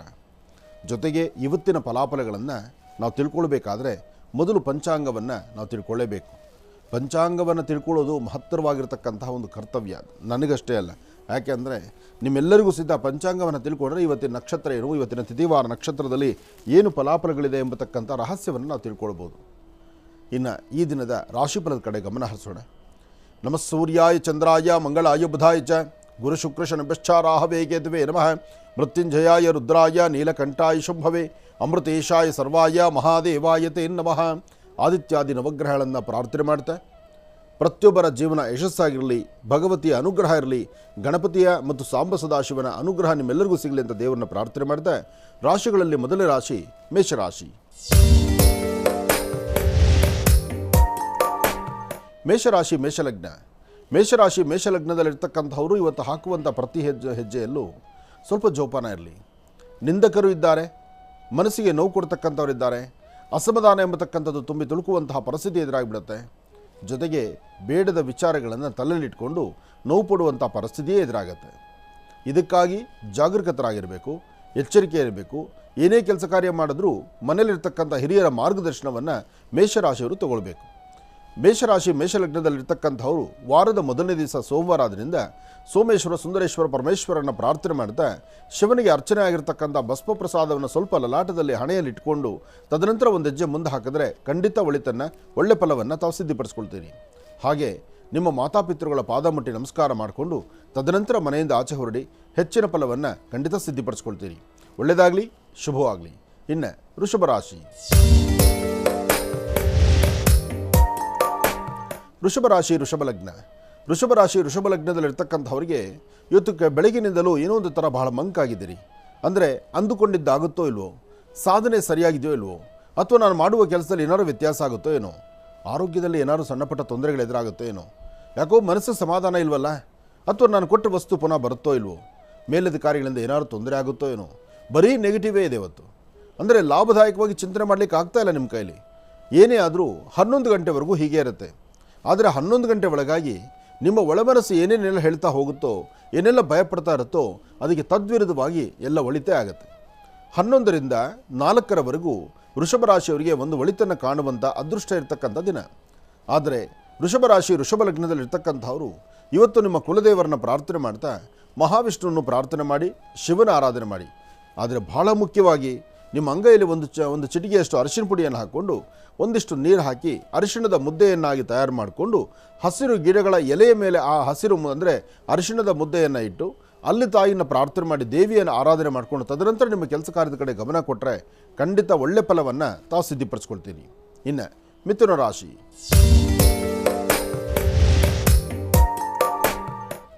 ಮಿಥುನ ರಾಶಿ ಮಿಥುನ ಲಗ್ನ. ಮಿಥುನ ರಾಶಿ ಮಿಥುನ ಲಗ್ನದಲ್ಲಿರ್ತಕ್ಕಂಥವರಿಗೆ ಚಂದ್ರನ ಆಸ್ಥಾನ ಚೆನ್ನಾಗಿದೆ, ಗುರುವಿನ ಅನುಗ್ರಹ ಇದೆ, ಇಷ್ಟಾರ್ಥವನ್ನು ಸಿದ್ಧಿಪಡಿಸ್ಕೊಳ್ತಕ್ಕಂಥ ಯೋಗಫಲ ಇದೆ. ಭಗವತಿಯ ಅನುಗ್ರಹದೊಂದಿಗೆ ಹಾಕುವ ಪ್ರತಿ ಹೆಜ್ಜೆಯೂ ಸಹಿತ ಹೆಚ್ಚಿನ ಯಶಸ್ಸಿನಾಗಿರುತ್ತೆ. ಆದರೆ ಇವತ್ತು ಪ್ರಾರಂಭಿಕ ಹಂತದಲ್ಲಿ ಒಂದು ಥರ ಇದ್ದರೆ ಮಧ್ಯಾಹ್ನದ ವೇಳೆಗೆ ಒಂದಷ್ಟು ಅಸಮಾಧಾನ ಸನ್ನಿವೇಶ ಎದುರಾಗ್ಬೋದು. ಆ ಅಸಮಾಧಾನ ಸನ್ನಿವೇಶ ಬರೀ 1ರಿಂದ 1.5 ಗಂಟೆ ಮಾತ್ರ. ಆ 1.5 ಗಂಟೆ ಕಳೆಯೋದು ಬಹಳ ಕಷ್ಟ ಅನಿಸುತ್ತೆ. ಅಂದರೆ ಮನಸ್ಸಿಗೆ ನೋವು ಉಂಟು ಮಾಡಿಕೊಳ್ಳುವಂಥ ಪರಿಸ್ಥಿತಿ ಎದುರಾಗಿಬಿಡುತ್ತೆ. ಆದರೆ ಒಂದು ಸತ್ಯಾಂಶ, ಇವತ್ತಿನ ದಿವಸ ನಿಮ್ಮ ನಮ್ರತೆಯ ಬದುಕಿದೆಯಲ್ಲ, ಅದು ನೀವು ಹೇಗಿರ್ತೀರೋ ಹಾಗೆ ಒಳಿತನ್ನು ಕಾಣ್ತೀರಿ. ಅದಕ್ಕಾಗಿ ಭಗವತಿಯನ್ನು ಅನುಗ್ರಹ ಸಿದ್ಧಿಪಡಿಸ್ಕೊಳ್ಳಿ, ದೇವಿಯ ಆರಾಧನೆ ಮಾಡಿ, ಸಾಧ್ಯವಾದರೆ ಲಕ್ಷ್ಮೀ ವೆಂಕಟೇಶ್ವರ ಸ್ವಾಮಿಯನ್ನು ನಮಸ್ಕಾರ ಮಾಡ್ಕೊಳ್ಳಿ. ಕಲ್ಯಾಣಾದ್ಭುತ ಗಾತ್ರಾಯ ಕಾಮಿಧಾರ್ಥ ಪ್ರದಾಯಿನಿ ಶ್ರೀಮದ್ ವೆಂಕಟನಾಥಾಯಾಂ ಶ್ರೀನಿವಾಸಾಯ ಮಂಗಳಂ. ಗೋವಿಂದ ಗೋವಿಂದ. ಆ ಗೋವಿಂದನ ನಾಮಸ್ಮರಣೆ ನಿಮ್ಮೆಲ್ಲರಿಗೂ ಯಶಸ್ಸನ್ನು ಉಂಟು ಮಾಡಲಿ, ಒಳ್ಳೆಯದಾಗಲಿ. ಮತ್ತೊಮ್ಮೆ ಸ್ವಾಗತ. ಪ್ರತಿ ಬ್ರೇಕಲ್ಲಿ ಹೇಳ್ತಾನೆ ಇರ್ತೀವಿ. ಯಾಕೆಂದರೆ ಅಡುಗೆ ಮನೆಯಲ್ಲಿ ಇರ್ತಿರಲ್ಲ ತಾಯಂದರು, ನೀವು ಸಹಿತ ಬನ್ನಿ ನಿಮ್ಮ ರಾಶಿ ಬಗ್ಗೆ ತಿಳ್ಕೊಳ್ಳಿ ಅಂತ. ಇನ್ನು ಕರ್ಕಾಟಕ ರಾಶಿ. ಕರ್ಕಾಟಕ ರಾಶಿ ಕರ್ಕಾಟಕ ಲಗ್ನ. ಕರ್ಕಾಟಕ ರಾಶಿ ಕರ್ಕಾಟಕ ಲಗ್ನದಲ್ಲಿರ್ತಕ್ಕಂಥವ್ರಿಗೆ ಚಂದ್ರ ಮತ್ತು ಗುರು ಇರ್ತಕ್ಕಂಥ ಆಸ್ಥಾನ ಚೆನ್ನಾಗಿದ್ದು ಬುಧನ ಅನುಗ್ರಹದಿಂದ ತಾವು ಏನು ಅಂದುಕೊಂಡಿದ್ರೋ ಅಂದುಕೊಂಡಷ್ಟು ಕೆಲಸಗಳನ್ನು ಕಾರ್ಯಸಿದ್ಧಿ ಮಾಡ್ಕೊಳ್ತಕ್ಕಂಥ ವಿಶೇಷವಾದಂಥ ದಿನ. ಆದರೆ ಮನಸ್ಸಲ್ಲಿ ಒಂದಷ್ಟು ದ್ವಂದ್ವ ಚಿಂತನೆಗಳಿದೆ. ಬೇಕು ಬೇಡದ ಸರಿಯಾದ ಆಲೋಚನೆ ಇಲ್ದಿರ ಮನಸ್ಸಿಗೆ ನೋವುಂಟು ಮಾಡ್ಕೊಳ್ಳುವಂಥ ಪರಿಸ್ಥಿತಿ ಎದುರಾಗುತ್ತೆ. ಕರ್ಕಾಟಕ ರಾಶಿಯಲ್ಲಿರ್ತಕ್ಕಂಥವ್ರು ಯಾವುದೇ ಬೆಲೆ ಬಾಳ್ತಕ್ಕಂಥ ವಸ್ತುಗಳನ್ನು ಸ್ವಲ್ಪ ಜೋಪಾನವಾಗಿ ಕಾಪಾಡ್ಕೊಳ್ಳಿ. ಕೈಲಿರ್ತಕ್ಕಂಥ ವಸ್ತುವನ್ನು ಮತ್ತೊಬ್ಬರು ಕೊಟ್ಟು ಅವರಿಂದ ಪುನಃ ನಾವು ಪಡಿಬೋದು, ಸಿದ್ಧಿಪಡಿಸ್ಕೊಳ್ಬೋದು ಅಂದರೆ ಅದು ಮೂರ್ಖತನದ ಪರಮಾವಧಿ ಆಗಿಬಿಡುತ್ತೆ. ಇವತ್ತಿನ ದಿವಸ ಯಾರೊಬ್ಬರನ್ನ ನಂಬಬೇಕಾದರೂ ಭಾಳ ಜೋಪಾನ. ಕರ್ಕಾಟಕ ರಾಶಿಯಲ್ಲಿರ್ತಕ್ಕಂಥವರು ನಂಬಿಕೆ ನಿಮಗಿದ್ದರೂ ನಂಬಿಕೆಯಿಂದ ನಾನು ನಿಮ್ಮ ಹತ್ರ ವರ್ತನೆ ಮಾಡ್ಕೊಳ್ಬೇಕು, ನಾನು ಹಾಗೇ ಸರಿಪಡಿಸ್ಕೋಬೇಕು, ನೀವು ನನ್ನ ಮೇಲೆ ಇಟ್ಟಂಥ ನಂಬಿಕೆಗೆ ನಾನು ಅದೇ ಥರ ಬದುಕಬೇಕು ಅನ್ನತಕ್ಕಂಥ ಚಿಂತನೆ ಇಲ್ಲದಂಥ ರೀತಿ ಆಗ್ತಾ ಇರುತ್ತೆ. ಇದು ನಿಮ್ಮ ಮನಸ್ಸಿಗೆ ಗೊತ್ತಾಗ್ಬಿಡುತ್ತೆ. ಆದರೆ ಕರ್ಕಾಟಕ ರಾಶಿಯಲ್ಲಿರ್ತಕ್ಕಂಥ ವಿದ್ಯಾರ್ಥಿನಿಯರು ನಿಮ್ಮ ಓದಲಿಕ್ಕೆ ಬಹಳ ಒಳ್ಳೆ ಕಾಲ ಇದು. ಒಳ್ಳೆ ಅಭ್ಯಾಸವನ್ನು ಮಾಡಿ, ಚೆನ್ನಾಗಿ ಓದಿ. ನಿಮ್ಮ ವಿದ್ಯಾಭ್ಯಾಸದಲ್ಲಿ ಮಾತ್ರ ಯಾವತ್ತೂ ಹಿಂದೆ ಹೆಜ್ಜೆ ಹಾಕಬೇಡಿ. ಯಾಕೆಂದರೆ ನೀವು ಶ್ರಮಿಸಿದಷ್ಟು ಫಲ ಇದೆ. ಇನ್ನು ಕರ್ಕಾಟಕ ರಾಶಿಯಲ್ಲಿರ್ತಕ್ಕಂಥ ಹಿರಿಯರಿಗೆ ಅಂದರೆ ವಯಸ್ಸಾಗಿರ್ತಕ್ಕಂಥ ವೃದ್ಧರಿಗೆ ಸ್ವಲ್ಪ ಕೋಲ್ಡ್ ಎಫೆಕ್ಟ್ ಆಗುವಂಥದ್ದು, ಶೀತ ನೆಗಡಿ ತಲೆನೋವು ಬಾಧೆ ಆಗುವಂಥದ್ದು, ಸ್ವಲ್ಪ ಜ್ವರ ಬರುವಂಥದ್ದು, ಆರೋಗ್ಯದ ಮೇಲೆ ಬೀಳುವಂಥ ಗದಾಪ್ರಹಾರ. ಹಾಗಾಗಿ ಇಲ್ಲಿ ಚಂದ್ರಶೇಖರನ ಪ್ರಾರ್ಥನೆ ಬೇಕು. ಓಂ ನಮಃ ಶಿವಾಯ ಎಂಬತಕ್ಕಂಥ ಮಂತ್ರವನ್ನು ನಿರಂತರವಾಗಿ ಪಠನೆ ಮಾಡಿ. ಅದರಿಂದ ಖಂಡಿತ ಒಳಿತನ ಕಾಣ್ತೀರಿ, ಒಳ್ಳೆ ಫಲಾಫಲಗಳನ್ನು ತಾವು ಸಿದ್ಧಿಪಡಿಸ್ಕೊಳ್ತೀರಿ. ಒಳ್ಳೆಯದಾಗಲಿ, ಶುಭವಾಗಲಿ. ಇನ್ನು ಸಿಂಹರಾಶಿ. ಸಿಂಹರಾಶಿ ಸಿಂಹಲಗ್ನ. ಸಿಂಹರಾಶಿ ಸಿಂಹಲಗ್ನದಲ್ಲಿರ್ತಕ್ಕಂಥವರಿಗೆ ಚಂದ್ರನ ಆಸ್ಥಾನ ಚೆನ್ನಾಗಿದೆ, ಗುರುವಿನ ಅನುಗ್ರಹ ಇದೆ, ಇಷ್ಟಾರ್ಥವನ್ನು ಸಿದ್ಧಿಪಡಿಸ್ಕೊಳ್ತಕ್ಕಂಥ ಯೋಗ ಫಲ ಇದೆ. ಕೊಟ್ಟ ಮಾತಿನಂತೆ ನಡಿಬೇಕು, ನಡ್ಕೊಳ್ಬೇಕು ಎಂಬತಕ್ಕಂಥ ಆಸೆಯಿಂದ ಭಾಳಷ್ಟು ಶ್ರಮಿಸ್ತೀರಿ. ಆದರೆ ಶ್ರಮಕ್ಕೆ ತಕ್ಕ ಪ್ರತಿಫಲ ಭಗವಂತ ಕೊಟ್ಟೇ ಕೊಡ್ತಾನೆ. ಆದರೆ ಅದು ಇವತ್ತು ಸರಿಸುಮಾರು ಮಧ್ಯಾಹ್ನ 12ರವರೆಗೂ ಇದು ಯಾವುದೂ ನಿಮಗೆ ಗೊತ್ತಾಗೋದಿಲ್ಲ. ಇವತ್ತಿನ ದಿನ ಭಾಳ ಶ್ರಮಿಸ್ತಾ ಇದ್ದೀನಿ, ಫಲಾಫಲಗಳು ಇದೆಯೋ ಇಲ್ವೋ, ಅಥವಾ ಏನೋ ಅಸಮಾಧಾನ ಆಗುತ್ತೋ ಏನೋ, ಅಥವಾ ನಾನು ಇರ್ತಕ್ಕಂಥ ರೀತಿಯಲ್ಲಿ ಏನಾದ್ರು ವ್ಯತ್ಯಾಸ ಕಾಣ್ಬೋದೇನೋ, ಹೀಗೆ ಒಂದಲ್ಲ ಒಂಥರ ಅಸಮಾಧಾನದ ಸನ್ನಿವೇಶಗಳಿದೆ. ಆದರೆ ಒಂದು ಸತ್ಯಾಂಶ, ಇವತ್ತು ಅಧಿಕವಾದಂತಹ ಬೆನ್ನೋವಾಗಲಿ ಅಥವಾ ಮೊಣಕಾಲು ನೋವು ಬರ್ತಕ್ಕಂಥದ್ದಾಗಲಿ ಅಥವಾ ಮೊಣಕಾಲು ಅಥವಾ ತೊಡೆ ಭಾಗ ಜೋಮ್ ಬರ್ತಕ್ಕಂಥದ್ದಾಗಲಿ, ಕಾಲಿನ ಹೆಬ್ಬೆರಳಿಗೆ ಪೆಟ್ಟು ಮಾಡಿಕೊಳ್ತಕ್ಕಂಥದ್ದು, ಒಟ್ಟಾರೆ ಹೇಳಬೇಕಂದ್ರೆ ಆರೋಗ್ಯ ಸರಿ ಇಲ್ದಿರ ಅನಾರೋಗ್ಯಕ್ಕೆ ತುತ್ತಾಗುವಂಥ ಪರಿಸ್ಥಿತಿ ಸಿಂಹರಾಶಿಯವರಿಗಿದೆ. ಇಂತಹ ಪರಿಸ್ಥಿತಿನಲ್ಲಿ ಧನ್ವಂತರಿ ಮಹಾವಿಷ್ಣುವನ್ನ ಪ್ರಾರ್ಥನೆ ಮಾಡ್ತಾ ಶಿವನ ಸಾನ್ನಿಧ್ಯದಲ್ಲಿ ಒಂದಷ್ಟು ಬಿಲ್ವಾರ್ಚನೆ ಮಾಡಿಸುವಂಥದ್ದು ಬಹಳ ಉತ್ತಮ. ಅಥವಾ ಯಾರಾದರೂ ಮನೇಲಿರ್ತಕ್ಕಂಥ ಹಿರಿಯರು, ನಿಮಗಿನ ದೊಡ್ಡವರಿರಲಿ ಚಿಕ್ಕವರಿರಲಿ, ನಿಮ್ಮ ಆರೋಗ್ಯಕ್ಕೆ ಬೇಕಾದಂಥದ್ದು ಅಥವಾ ಆಹಾರ ಪದ್ಧತಿಯಲ್ಲಿ ಇರಬೇಕಾದ್ದು ಅಥವಾ ನಿಮ್ಮ ನಡೆ ನಡವಳಿಕೆಗಳ ಬಗ್ಗೆ ಏನಾದ್ರು ಒಂದಿಷ್ಟು ಧರ್ಮ ಸೂಕ್ಷ್ಮಗಳನ್ನು ಹೇಳಿದ್ರೆ, ಒಂದಷ್ಟು ನಿಮ್ಮ ಮಾರ್ಗದರ್ಶನವನ್ನು ಹೇಳಿದ್ರೆ ಅದನ್ನು ನಿರ್ಲಕ್ಷ್ಯತನ ಮಾಡಬೇಡಿ, ಅದನ್ನು ಪಾಲನೆ ಮಾಡಿ. ಯಾಕೆಂದರೆ ಕೆಲವೊಮ್ಮೆ ನಮಗಿನ ಚಿಕ್ಕವರೇ ಇರ್ತಾರೆ, ಅವ್ರು ಹೇಳೋ ಮಾತಲ್ಲಿ ಭಾಳಷ್ಟು ಅರ್ಥ ಇರುತ್ತೆ. ಆದರೆ ನಮ್ಮ ಮದ ಹೇಗಿರುತ್ತೆ ಅಂದರೆ ನನಗಿನ್ನ ಅನುಭವ ನಿನಗಿದೆಯಾ ಅಂತ ನಾವು ಮಾತಾಡ್ತಾ ಇರ್ತೀವಿ. ನಾವು ಅನುಭವ ಕೆಲವು ವಯಸ್ಸಿನಲ್ಲಿ ಬರ್ತಕ್ಕಂಥದ್ದಲ್ಲ. ಅವ್ರಿಗೆ ಅದರ ಪೆಟ್ಟಾದಾಗ ಆ ನೋವು ಬಂದಾಗ ಆ ನೋವಿಗೆ ಒಂದು ಸರಿಯಾದಂಥ ಮಾರ್ಗವನ್ನು ಹೇಳ್ತಾರೆ, ಅದನ್ನು ಪಾಲನೆ ಮಾಡಬೇಕು. ಅದನ್ನೇ ಸಿಂಹ ರಾಶಿಯವರು ಇವತ್ತು ಪಾಲಿಸಿದ್ರೆ ಹೆಚ್ಚಿನ ಫಲವನ್ನು ಖಂಡಿತ ಸಿದ್ಧಿಪಡಿಸ್ಕೊಳ್ತೀರಿ. ಇನ್ನು ಕನ್ಯಾ ರಾಶಿ. ಕನ್ಯಾ ರಾಶಿ ಕನ್ಯಾ ಲಗ್ನ. ಕನ್ಯಾ ರಾಶಿ ಕನ್ಯಾ ಲಗ್ನದಲ್ಲಿರ್ತಕ್ಕಂಥವ್ರಿಗೆ ಹಣಕಾಸಿನ ವಿಚಾರ ಪರವಾಗಿಲ್ಲ, ವ್ಯಾಪಾರ ವ್ಯವಹಾರಗಳು ಪರವಾಗಿಲ್ಲ, ವೃತ್ತಿಯಲ್ಲಿ ಅಭಿವೃದ್ಧಿ ಅದು ಚೆನ್ನಾಗಿದೆ. ಜೊತೆಗೆ ಯಾವುದಾದ್ರು ಒಂದು ಹೊಸ ಕೆಲಸವನ್ನು ಮಾಡಬೇಕು, ಏನಾದರೂ ಸಂಪಾದನೆ ಮಾಡಬೇಕು, ಅಥವಾ ಇರ್ತಕ್ಕಂಥದ್ದನ್ನು ಇನ್ನಷ್ಟು ಸಮೃದ್ಧಿತನವಾಗಿ ಇಟ್ಕೊಳ್ಬೇಕು, ಇದೆಲ್ಲವನ್ನು ಸಹಿತ ಕಾರ್ಯಸಿದ್ಧಿ ಮಾಡ್ಕೊಳ್ತೀರಿ.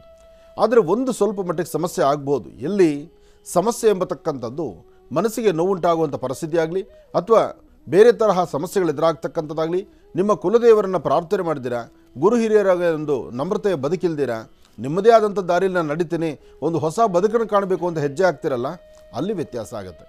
ಅದಕ್ಕಾಗಿ ಸಾಧ್ಯವಾದಷ್ಟು ಅನುಭವಸ್ಥರ ಮಾತನ್ನು ಆಲಿಸಿ ಅದರಂತೆ ನಡ್ಕೊಳ್ತಕ್ಕಂಥದ್ದು ಬಹಳ ಉತ್ತಮ. ಕನ್ಯಾ ರಾಶಿಯವರು, ಕನ್ಯಾ ರಾಶಿ ಕನ್ಯಾ ಲಗ್ನದಲ್ಲಿರ್ತಕ್ಕಂಥವ್ರು ಒಂದು ಚಿಟಿಗೆಯಷ್ಟು ಹೆಸರು ಬೇಳೆಯನ್ನು ಉತ್ತರಾಭಿಮುಖವಾಗಿ ನಿಂತು ದೃಷ್ಟಿ ತೆಗೆದು ಅದನ್ನು ಹಸಿರು ಗಿಡದ ಮೇಲೆ ಹಾಕೋದ್ರಿಂದ ತುಂಬ ಅನುಕೂಲವನ್ನು ತಾವು ಸಿದ್ಧಿಪಡಿಸ್ಕೊಳ್ತೀರಿ. ಒಳ್ಳೆಯದಾಗಲಿ, ಶುಭವಾಗಲಿ. ಇನ್ನು ನಮ್ಮ ಕಾರ್ಯಕ್ರಮ ಅಂದರೆ ಎಲ್ಲರಿಗೂ ಅಚ್ಚುಮೆಚ್ಚು.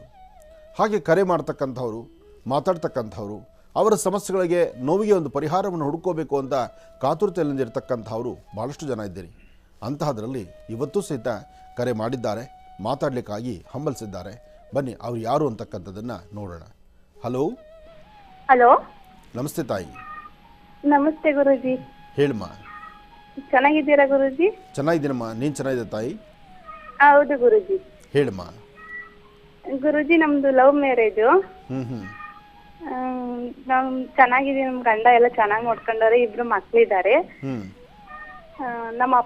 ನಮ್ಮ ಅಮ್ಮ ಅವ್ರಿಗೆಲ್ಲ ಇಷ್ಟ, ನಾನು ಕರ್ಕೊಂಡು ಹೋಗಿಲ್ಲ. ಆಲೆ 5 ವರ್ಷ 4 ವರ್ಷ ತುಂಬ 5 ವರ್ಷಕ್ಕೆ ಬಿದ್ದೈತೆ ಮದ್ವೆ ಆಗಿ. ನಮ್ಮ ಅಪ್ಪ ಒಂದು ಒಪ್ತಾ ಇಲ್ಲ ಗುರೂಜಿ. ಅಪ್ಪನ ಮನಸ್ಸು ಹಾಗೆಮ್ಮ. ಅಪ್ಪ ನಿನ್ನ ಬೆಳೆಸಿ ನಿನ್ನ ದೊಡ್ಡೋಳು ಮಾಡಬೇಕಾದ್ರೆ ಅವರ ಪ್ರತಿ ಉಸಿರಿನ ಪ್ರತಿ ಕ್ಷಣವೂ ಸಹಿತ ಅವರು ಹೃದಯಕ್ಕೆ ಅಪ್ಪಿಕೊಂಡಿರ್ತಾರೆ. ರಾತ್ರಿ ನೀನು ಮಲಗಿರುವಾಗ ನಿನಗೆ ಅರಿವಿರೋದಿಲ್ಲ, ನೀನು ಮಲಗಿದೆಯೋ ಇಲ್ವೋ, ನೀನು ಹೆಂಗಿದೆಯಾ.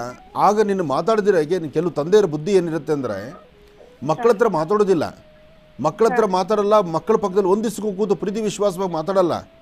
ಮಕ್ಕಳು ಮಲಗಿರುವಾಗಿಂದ ಮೊದಲುಕೊಂಡು ಮಕ್ಕಳು ಶಾಲೆಗೆ ಹೋಗಿ ಮಕ್ಕಳು ಊಟ ಮಾಡಿದ್ರೆ ಮಕ್ಕಳು ಏನು ಕೇಳ್ತಿದ್ದಾರೆ, ಮಕ್ಕಳು ಹೇಗಿದ್ದಾರೆ, ಇದೆಲ್ಲವರು ಸಹಿತ ತಾಯಿ ಹತ್ರ ವರದಿ ಒಪ್ಪಿಸ್ಕೊಳ್ತಾರೆ, ಕೇಳ್ತಾರೆ ಅವರು. ಹಾಗಾಗಿ ತಂದೆ ಮನಸ್ಸಂದರೆ ಹಾಗೆ. ಆದರೂ ಚಿಂತೆ ಮಾಡಬೇಡ, ಪರಿಸ್ಥಿತಿ.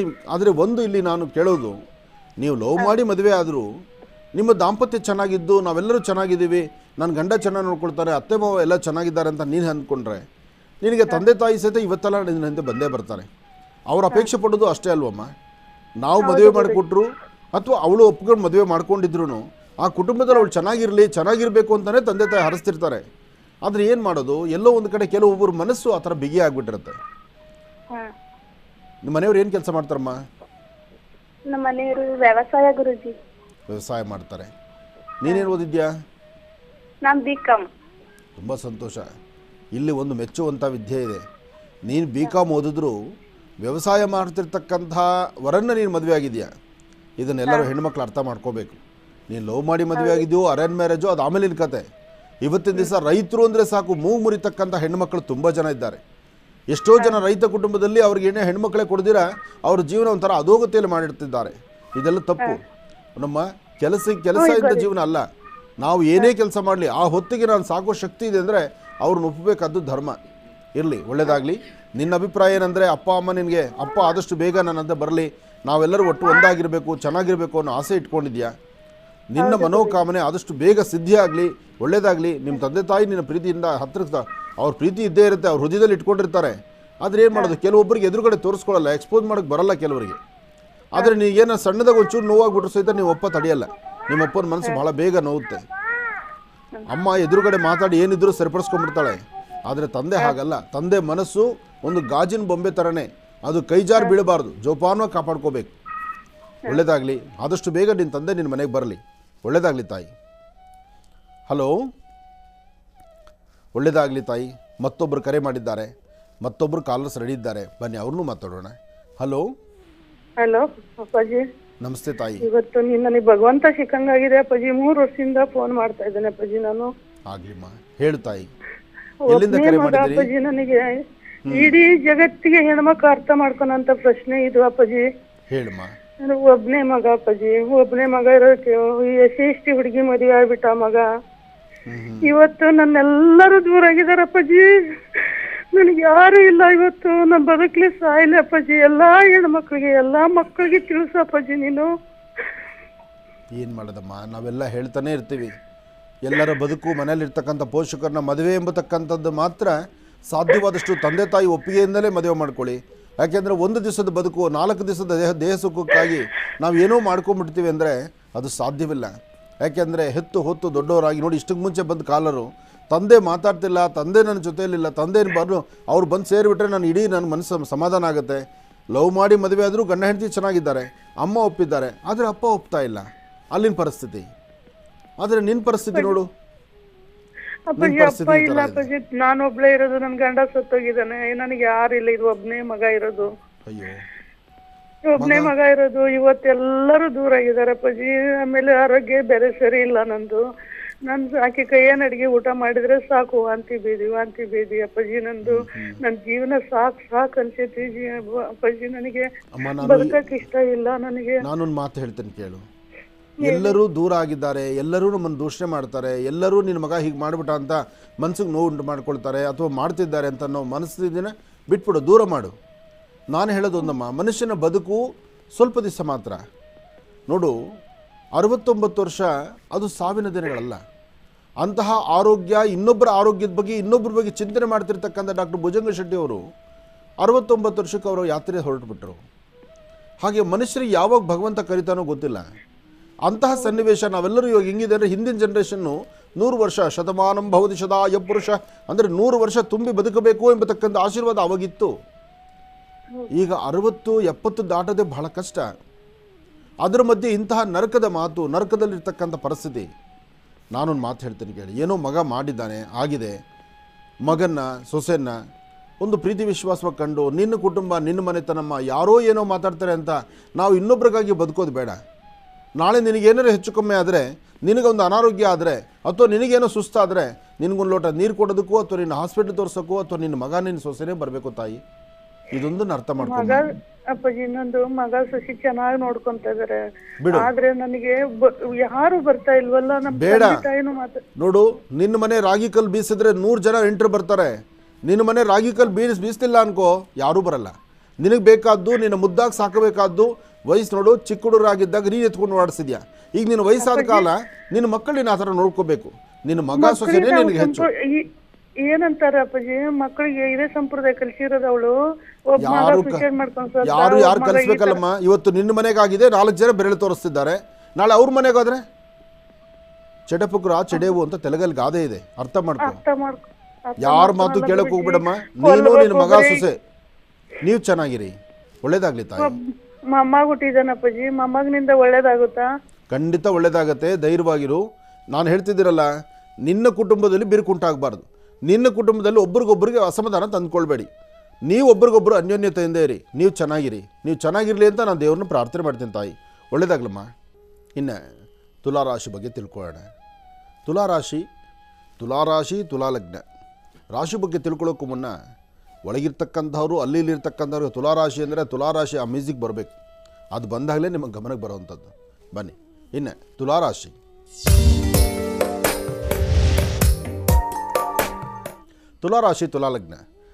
ತುಲಾಲಗ್ನದಲ್ಲಿರ್ತಕ್ಕಂಥವ್ರಿಗೆ ಚಂದ್ರ ಮತ್ತು ಬುಧ ಇರ್ತಕ್ಕಂಥ ಆಸ್ಥಾನ ಚೆನ್ನಾಗಿದೆ. ಬುಧ ಚೆನ್ನಾಗಿರೋದ್ರಿಂದ ನಿಮ್ಮ ಸ್ವಂತ ಬುದ್ಧಿ ಸ್ವಂತ ಜ್ಞಾನದಿಂದ ತಾವೇನು ಚಿಂತನೆ ಮಾಡ್ತಿದ್ದೀರಿ, ಏನು ಒಂದು ಹೆಜ್ಜೆ ಮುಂದೆ ಹಾಕಬೇಕು ಅಂದ್ಕೊಂಡಿದ್ದೀರಿ, ಅಲ್ಲಿ ಲಾಭವನ್ನು ಗಳಿಸ್ತೀರಿ. ಆದರೆ ಅಸಮಾಧಾನ ಎಂಬತಕ್ಕಂಥದ್ದು, ಸಮಸ್ಯೆ ಎಂಬತಕ್ಕಂಥದ್ದು ಕಟ್ಟಿಟ್ಟು ಬುತ್ತಿ. ಇವತ್ತು ಒಂದಷ್ಟು ಜನಕ್ಕೆ ಆರೋಗ್ಯ ಸರಿ ಇರೋದಿಲ್ಲ, ಮನಸ್ಸಿಗೆ ನೆಮ್ಮದಿ ಇರೋದಿಲ್ಲ, ಚಂಚಲತೆ ಆಗುತ್ತೆ, ತುಂಬ ಮೈಕೈ ನೋವಿರುತ್ತೆ, ಅಥವಾ ಆರೋಗ್ಯದಲ್ಲಿ ವ್ಯತ್ಯಾಸ ಆಗುವಂಥ ಲಕ್ಷಣಗಳಿರುತ್ತೆ, ಅಥವಾ ಕೊಟ್ಟ ಮಾತಿನಂತೆ ನಡ್ಕೊಳ್ಳೋಕೆ ಆಗ್ತಿಲ್ವಲ್ಲ ಎಂಬತಕ್ಕಂಥದ್ದರ ಚಿಂತನೆ ಇರುತ್ತೆ. ಭೂಮಿಗೆ ಸಂಬಂಧಪಟ್ಟ ವಿಚಾರದಲ್ಲಿ ಕಾಗದ ಪತ್ರಗಳಲ್ಲಿ ಒಂದಿಷ್ಟು ಮೋಸಕ್ಕೊಳಗಾಗೋ ಪರಿಸ್ಥಿತಿ ಎದುರಾಗ್ಬಿಡುತ್ತೆ. ಭಾಳ ಜೋಪಾನ ಇರಲಿ. ಸೈಟು, ಮನೆ ಅಥವಾ ಇನ್ಯಾವುದೋ ಜಮೀನು ಇದಕ್ಕೆ ಸಂಬಂಧಪಟ್ಟ ಕಾಗದ ಪತ್ರಗಳ ಬಗ್ಗೆ ಇದ್ದರೆ ಅದನ್ನು ಸರಿಯಾದ ರೀತಿ ಗಮನಿಸಿ, ಸರಿಯಾದ ರೀತಿ ತಿಳಿದಿರ್ತಕ್ಕಂಥವ್ರಿಗೆ ತೋರಿಸಿ ನಂತರ ಒಂದು ಹೆಜ್ಜೆ ಮುಂದೆ ಹಾಕಿ.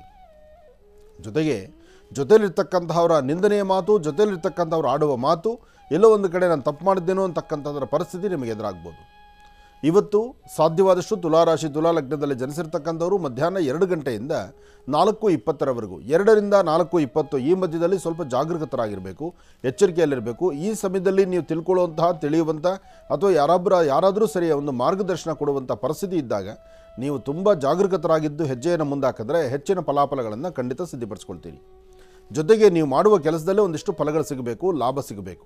ಇದಕ್ಕಾಗಿ ನೀವು ಮಾಡಬೇಕಾಗಿರ್ತಕ್ಕಂಥದ್ದು ನಿಮ್ಮ ಕುಲದೇವರ ಪ್ರಾರ್ಥನೆ ಮಾಡ್ತಕ್ಕಂಥದ್ದು.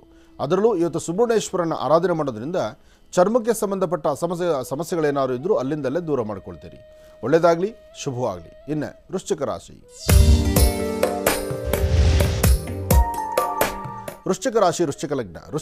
ವೃಶ್ಚಿಕ ಲಗ್ನದಲ್ಲಿರ್ತಕ್ಕಂಥವ್ರಿಗೆ ಬುಧನ ಆಸ್ಥಾನ ಚೆನ್ನಾಗಿದೆ, ಗುರುವಿರ್ತಕ್ಕಂಥ ಆಸ್ಥಾನ ಚೆನ್ನಾಗಿದೆ, ಶುಕ್ರನ ಆಸ್ಥಾನವೂ ಚೆನ್ನಾಗಿದೆ.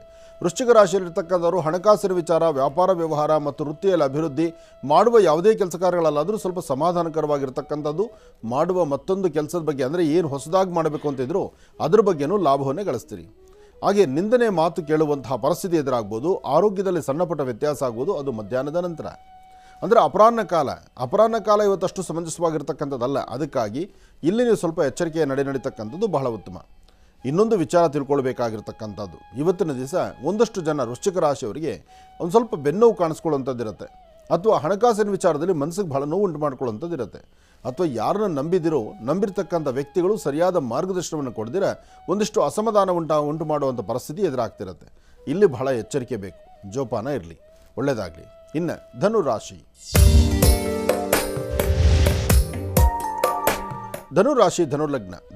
ಧನುಲಗ್ನದಲ್ಲಿರ್ತಕ್ಕಂಥವ್ರಿಗೆ ಮಾನಸಿಕವಾದಂತಹ ಒತ್ತಡಗಳು ಜಾಸ್ತಿ.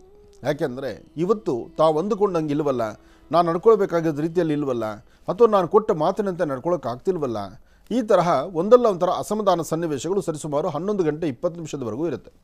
11 ಗಂಟೆ 20 ನಿಮಿಷದ ನಂತರ ಒಂದಷ್ಟು ಬದಲಾವಣೆಯನ್ನು ಕಾಣ್ತೀರಿ, ಒಳ್ಳೆ ಫಲಾಫಲಗಳನ್ನು ಸಿದ್ಧಪಡಿಸ್ಕೊಳ್ತೀರಿ. ಯಾವುದೇ ಕೆಲಸ ಮಾಡಬೇಕಾದರೂ ನಿಮ್ಮ ಒಳಮನಸ್ಸು ಏನು ಹೇಳುತ್ತೋ ಅದನ್ನೇ ಕೇಳಬೇಕು. ಒಳಮನಸ್ಸು ಏನು ಹೇಳುತ್ತೋ ಅದನ್ನೇ ಕೇಳಿ. ಹಾಗೆ ಸಾಧ್ಯವಾದರೆ ಇವತ್ತಿನ ದಿವಸ ಅಶ್ವತ್ಥ ಪ್ರಾರ್ಥನೆ ಮಾಡಿ, ಅಥವಾ ಎಲ್ಲಾದರೂ ಬಿಲ್ವ ವೃಕ್ಷ ಕಂಡ್ರೆ ಆ ಬಿಲ್ವ ವೃಕ್ಷದ ಸಾನ್ನಿಧ್ಯದಲ್ಲಿ ಒಂದು ದೀಪ ಹಚ್ಚಿ ಅಥವಾ ಒಂದು ಕರ್ಪೂರದ ಬೆಳ್ಳೆ ಹೆಣಿಸಿ ನಮಸ್ಕಾರ ಮಾಡ್ಕೊಳ್ಳಿ. ಓಂ ನಮಃ ಶಿವ ಎಂಬತಕ್ಕಂಥ ಮಂತ್ರವನ್ನು ನಿರಂತರವೂ ಪಠನೆ ಮಾಡಿ. ಆ ಶಿವಮಂತ್ರದಿಂದ, ಶಿವ ಪಂಚಾಕ್ಷರಿಯಿಂದ ನಿಮ್ಮಲ್ಲಿ ಸಾಕಷ್ಟು ಬದಲಾವಣೆಗಳನ್ನು ತಂದುಕೊಳ್ತೀರಿ. ನಿಮ್ಮ ಮುಖದ ವರ್ಚಸ್ಸು, ತೇಜಸ್ಸು, ತಾವು ಅಂದುಕೊಂಡಂಥ ಕೆಲಸ ಎಲ್ಲವೂ ಲಾಭದಾಯಕವಾಗಿರತಕ್ಕಂಥ ರೀತಿಯಲ್ಲೇ ನಡೆಯುತ್ತೆ. ಧನುರಾಶಿಯವರಿಗೆ ಒಳಿತಾಗತ್ತೆ. ಇದು ಧನುರಾಶಿಯವರೆಗೂ ಇರತಕ್ಕಂಥ ಭವಿಷ್ಯತ್ತು. ಇನ್ನು ಮಕರ, ಕುಂಭ, ಮೀನ ಅದು ಮುಂದೆ ತಿಳ್ಕೊಳ್ಳೋಣ. ಅದರ ಮಧ್ಯದಲ್ಲಿ ಒಂದು ಫೋನ್ ಕರೆ ಸಿದ್ಧವಾಗಿದೆ, ಬನ್ನಿ ಮಾತಾಡೋಣ. ಹಲೋ. ಹಲೋ.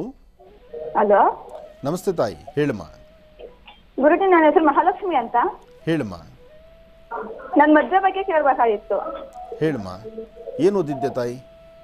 ನಾನು ಸೆಕೆಂಡ್ PU ಓದಿದ್ದೀನಿ. ಮದುವೆ ಪ್ರಯತ್ನ ಮಾಡ್ತಿದ್ದಾರಾ ಮನೆಯಲ್ಲಿ? ಮನೆಯಲ್ಲಿ ಪ್ರಯತ್ನ ಮಾಡ್ತಿದ್ದಾರೆ ಗುರುಜಿ, ಒಪ್ಕೊಂಡು ಹೋಗ್ತಾರೆ, ಸೆಟ್ ಆಗ್ತಾ ಇಲ್ಲ. ನಿಮ್ಮ ಮನೆ ದೇವರ ಹೆಸರು ಇದು ರಂಗನಾಥ ಸ್ವಾಮಿ. ಮತ್ತೊಮ್ಮೆ ಹೇಳಮ್ಮ. ಹಲೋ, ಹೇಳಿ ಗುರುಜಿ.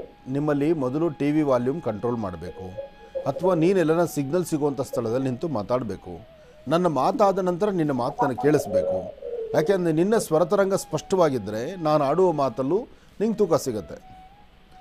ಈಗ ಹೇಳಿ, ನನಗೆ ಕೇಳಿಸ್ತಾ ಇದೆಯಮ್ಮ. ನಿನ್ನ ಮನೆ ದೇವ್ರ ಹೆಸರು ಹೇಳಮ್ಮ. ಲಕ್ಷ್ಮೀದೇವಿ.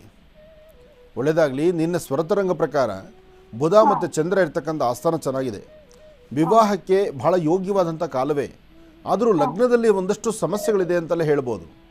ಇದಕ್ಕಾಗಿ ಅಪ್ಪ ಅಮ್ಮನ ಜೊತೆ ಮಾಡಿಕೊಂಡು 4 ಮಂಗಳವಾರ ಸುಬ್ರಹ್ಮಣ್ಯೇಶ್ವರ ದೇವಸ್ಥಾನಕ್ಕೆ ಹೋಗಿ ಪ್ರಾರ್ಥನೆ ಮಾಡಿ ಬಾ. 4 ಮಂಗಳವಾರ ಅಪ್ಪ ಅಮ್ಮ ಜೊತೆಯಲ್ಲಿರಬೇಕು, ನೀನೊಬ್ಬಳೋಗಿ ಬಂದರೆ ಅಲ್ಲ.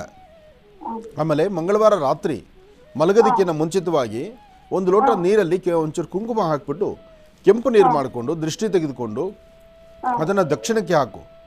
ಹೀಗೆ ಮಾಡೋದ್ರಿಂದ ನಿನ್ನ ಆರೋಗ್ಯ ಮತ್ತು ನಿನ್ನ ಮುಖದ ವರ್ಚಸ್ಸು ಜೊತೆಗೆ ವಿವಾಹಕ್ಕೆ ಬೇಕಾಗಿರ್ತಕ್ಕಂಥ ಆ ಸುಂದರ ಗಳಿಗೆ ಅತಿ ಶೀಘ್ರದಲ್ಲೇ ಬರುತ್ತೆ.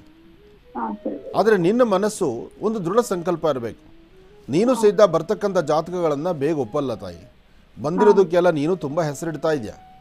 ಯಾಕೆ ಅಂದರೆ ನಿನ್ನ ಸ್ವರತರಂಗ ಪ್ರಕಾರ ನಿನ್ನಿಷ್ಟದ ಪ್ರಕಾರ ಆಗಬೇಕಾಗಿತ್ತು, ಆದರೆ ಮನೇಲಿ ಹಿರಿಯರು ಅವರಿಷ್ಟದ ಪ್ರಕಾರನೇ ಆಗಬೇಕು ಅಂತ ಒಂದು ಕಟ್ಟುಪಾಡು ಹಾಕಿದ್ದಾರೆ. ಅಲ್ಲಿ ನಿನ್ನ ಮನಸ್ಸು ತುಂಬ ಒಂದು ಆತಂಕದಲ್ಲಿದೆ. ಕರೆಕ್ಟಮ್ಮ? ಹೌದು.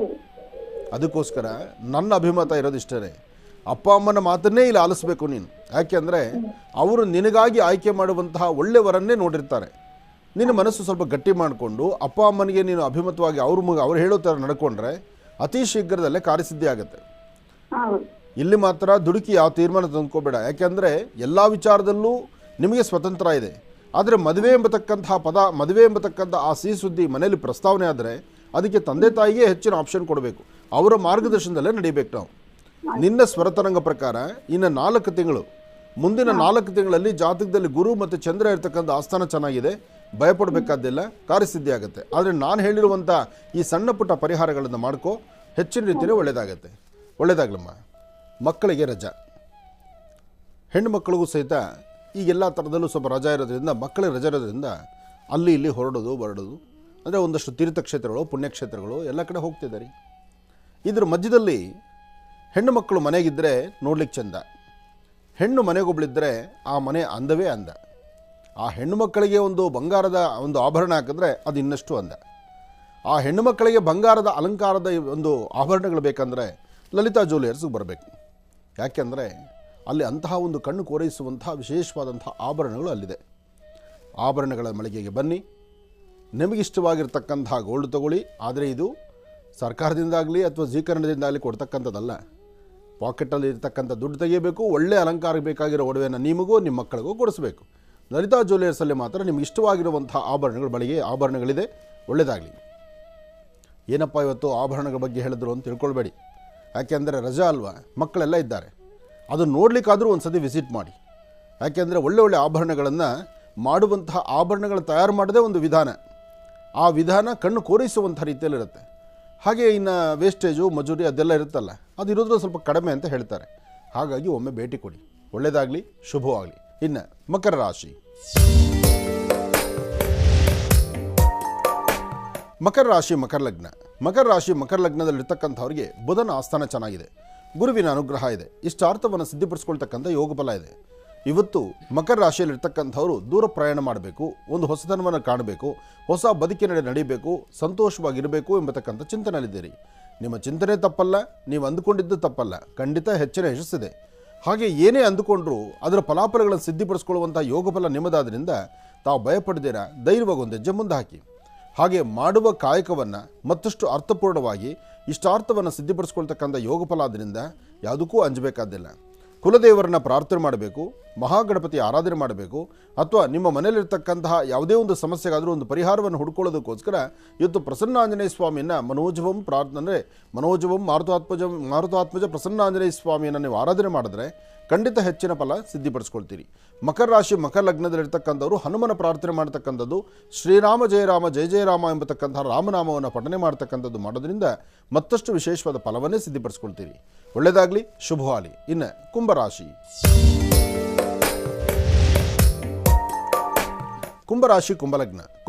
ಕುಂಭಲಗ್ನದಲ್ಲಿರ್ತಕ್ಕಂಥವ್ರಿಗೆ ಇವತ್ತು ಪ್ರಯಾಣ ಕಾಲದಲ್ಲಿ ಒಂದಿಷ್ಟು ಅಸಮಾಧಾನ ಇದೆ, ಮನಸ್ಸು ನೆಮ್ಮದಿ ಇಲ್ಲ, ಚಂಚಲತೆ ಎಂದಿದೆ. ಏನು ಮಾಡಿದ್ರೂ ಸಹಿತ ನಾವು ಇರಬೇಕಾಗಿದ್ದು ಹೀಗೆ, ನಾವು ಹೀಗಿದ್ದರೆ ಹೀಗೆ ಚೆನ್ನ ಅಂತ ನಾವು ಅಂದ್ಕೊಳ್ತಿರ್ತೀವಿ. ಆದರೆ ಅಲ್ಲಿ ಆಗ್ತಿರ್ತಕ್ಕಂಥದ್ದೇ ವ್ಯತ್ಯಾಸಗಳಾಗ್ತಿರುತ್ತೆ, ಬೇರೆ ನಡೀತಿರುತ್ತೆ. ಏನೇ ಆದರೂ ಆಯಾ ಕಾಲಕ್ಕೆ ಏನು ನಡಿಬೇಕು, ಹೇಗಾಗಬೇಕು, ಏನಾದರೆ ಸರಿ ಹೋಗುತ್ತೆ ಎಂಬತಕ್ಕಂಥ ಚಿಂತನೆಯನ್ನು ಸರಿಯಾದ ಮಾರ್ಗದಲ್ಲಿ ಮಾಡಬೇಕು. ಹಾಗೆ ಮೇಲಧಿಕಾರಿಗಳಿಂದ, ಜೊತೆಲಿರ್ತಕ್ಕಂಥ ಸಹಪಾಠಿಗಳಿಂದ ಮತ್ತು ಪ್ರತಿಯೊಬ್ಬರಿಂದಲೂ ಸಹಿತ ಒಂದಿಷ್ಟು ಅನುಕೂಲವೂ ಇದೆ, ಒಂದಿಷ್ಟು ಅನಾನುಕೂಲವೂ ಇದೆ. ಅಂದರೆ ಉದ್ಯೋಗ ಕ್ಷೇತ್ರ ಆಗಿರ್ಬೋದು, ವ್ಯಾಪಾರ ಕ್ಷೇತ್ರ ಆಗಿರ್ಬೋದು, ಅಥವಾ ಹಣಕಾಸು ಕೊಟ್ಟು ತೆಗೆದುಕೊಳ್ತಕ್ಕಂಥ ಲೇವಾದೇವಿ ಆಗಿರ್ಬೋದು, ಎಲ್ಲ ಕಡೆಯಿಂದಲೂ ಲಾಭ ನಷ್ಟಗಳ ಮಧ್ಯದಲ್ಲಿ ಇವತ್ತಿನ ಪಯಣ ಇದೆ. ಆದರೆ ಒಂದು ಸತ್ಯಾಂಶ, ಶನೈಶ್ಚರ ಮಂತ್ರವನ್ನು ನಿರಂತರ ಪಠನೆ ಮಾಡಿದ್ರೆ ಎಂತಹ ಅಸಾಧ್ಯವಾದಾದರೂ, ಎಂತಹ ಸಂಕಷ್ಟ ಆದರೂ, ಎಂತಹ ಕಷ್ಟಕಾಲ ಆದರೂ ಸಹಿತ ನಿಮ್ಮನ್ನು ಭಗವಂತ ಕೈ ಹಿಡಿತಾನೆ. ನೀಲಾಂಜನ ಸಮಾಭಾಸಂ ರವಿಪುತ್ರ ಮಿಮಾಗ್ರಜಂ ಛಾಯಾ ಮಾರ್ತಾಂಡ ಸಂಭೂತಂ ತನ್ನ ಮಾಮಿ ಶನೈಶ್ಚರಂ. ಶನೈಶ್ಚರ ಮಂತ್ರವನ್ನು ನಿರಂತರ ಪಠನೆ ಮಾಡೋದ್ರಿಂದ ತುಂಬ ಅನುಕೂಲವನ್ನು ತಾವು ಸಿದ್ಧಿಪಡಿಸ್ಕೊಳ್ತೀರಿ. ಒಳ್ಳೆಯದಾಗಲಿ, ಶುಭವಾಗಲಿ. ಇನ್ನು ಕಡೆಯ ರಾಶಿ ಮೀನರಾಶಿ.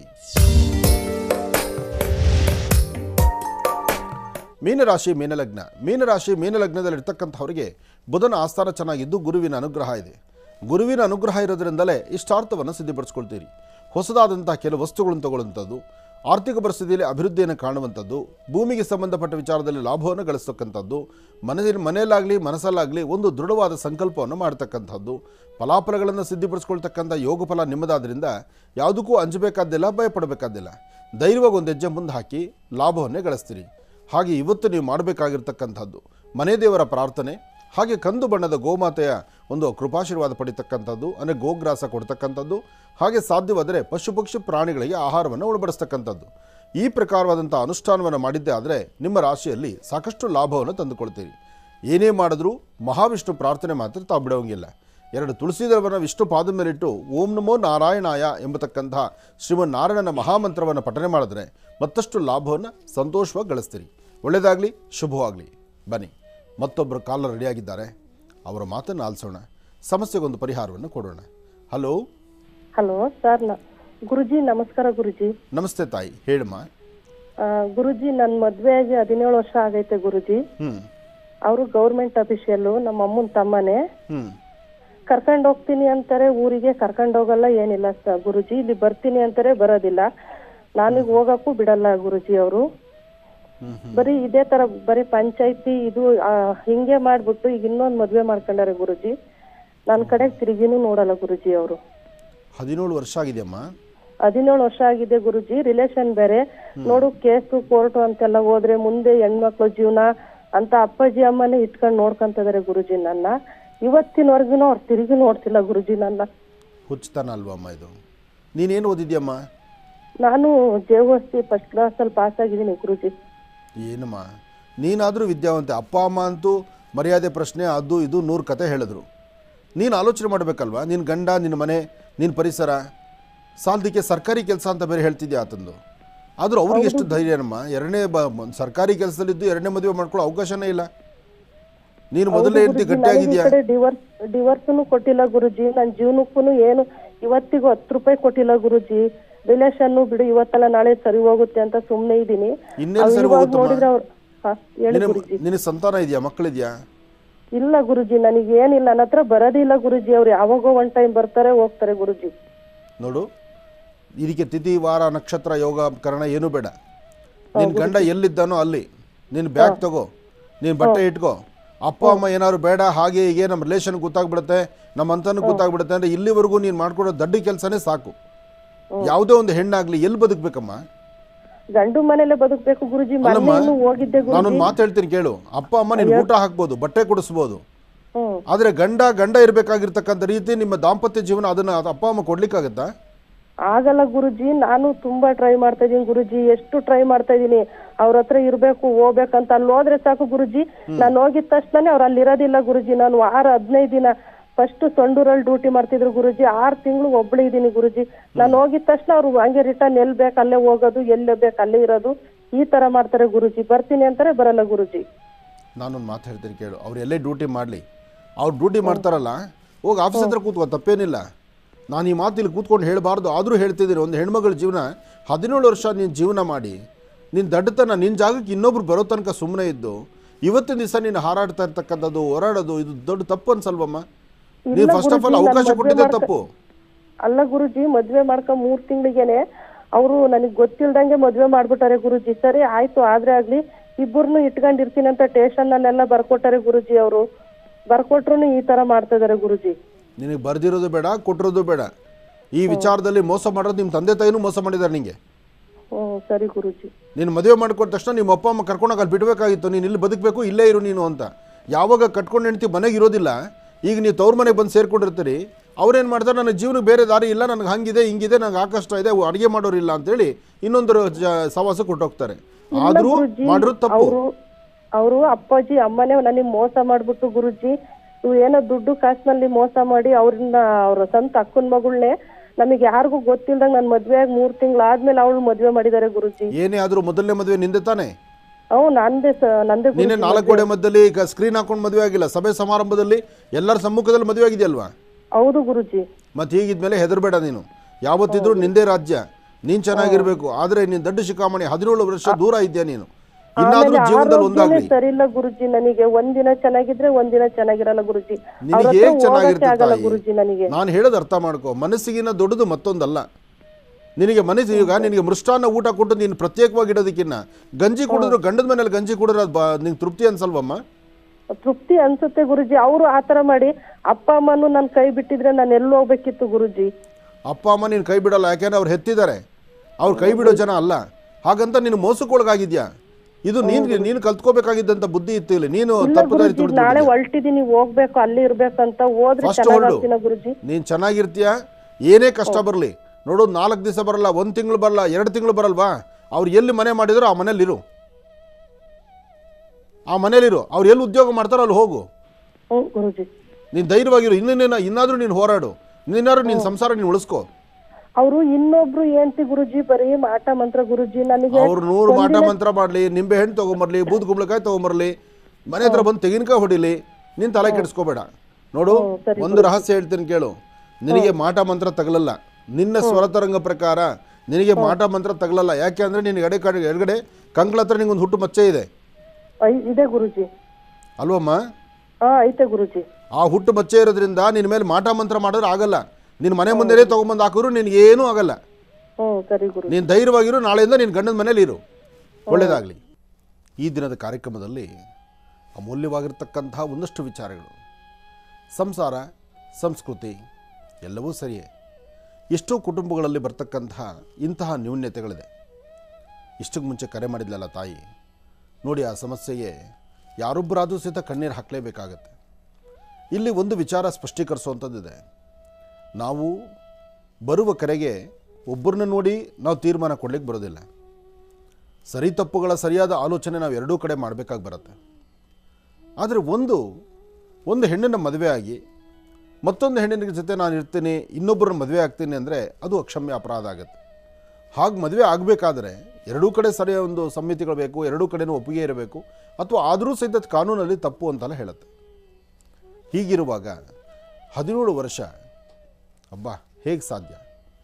ಆದರೂ ಆ ತಾಯಿ 17 ವರ್ಷ ಇವರು ಜನ್ಮದಾತರು ಸಪೋರ್ಟ್ ಮಾಡ್ತಾ ಇದ್ದಾರೆ, ಮನೇಲಿ ಇಟ್ಕೊಂಡಿದ್ದಾರೆ ಅಂತ ಸಂಬಂಧ ಅಂತ ಬೇರೆ ಇದೆಯಲ್ಲ, ಇದು ಬೀದಿಗೆ ಬಿಡಬಾರ್ದು, ಆಗಿದ್ದಾಗೋಗಿದೆ ಅಂತ 17 ವರ್ಷ ದೂರ ತಳೆದ್ರೆ ಈ ಹೆಣ್ಣುಮಗಳ ಗತಿ ಏನು? ನಾಳೆ ಇವಳ ಜೀವನಕ್ಕೆ ಆಧಾರ ಏನು?